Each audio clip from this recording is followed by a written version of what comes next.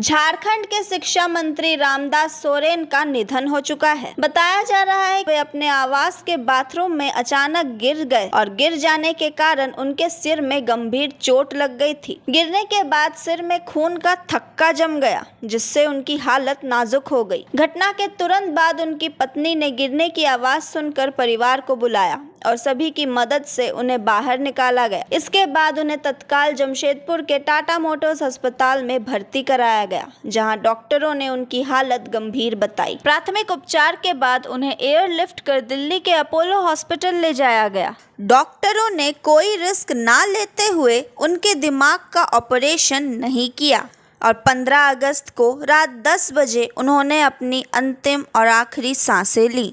ये भी जानकारी मिली है कि रामदास सोरेन को किडनी से संबंधित गंभीर बीमारी भी थी, जिसके कारण उनका इलाज पहले से ही दिल्ली में चल रहा था।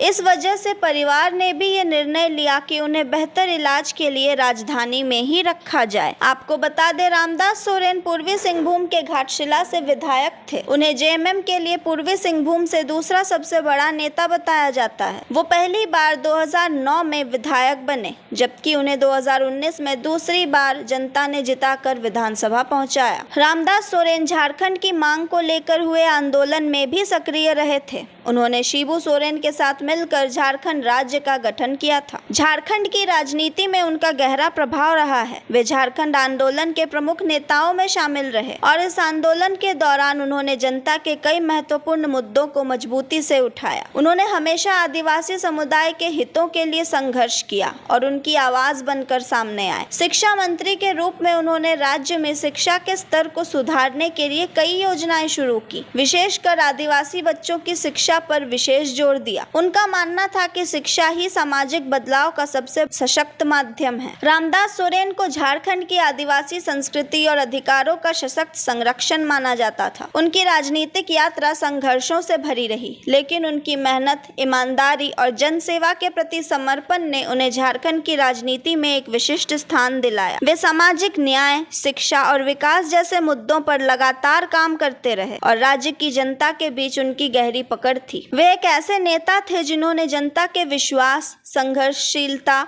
और संवेदनशीलता को अपने कार्यों से जीवित रखा। गांव-गांव जाकर शिक्षा के महत्व को समझाया। शिक्षक नियुक्ति, स्कूल अपग्रेडेशन और छात्रवृत्ति योजनाओं के लिए सक्रिय रूप से काम किया। इलाके में खनन कंपनियों द्वारा आदिवासियों के विस्थापन का पुरजोर विरोध किया। जल, जंगल और जमीन की रक्षा के लिए कई आंदोलन किए। रामदास सोरेन का अचानक निधन न केवल दुखद है, बल्कि ये झारखंड की राजनीति और समाज के लिए एक अपूरणीय क्षति है।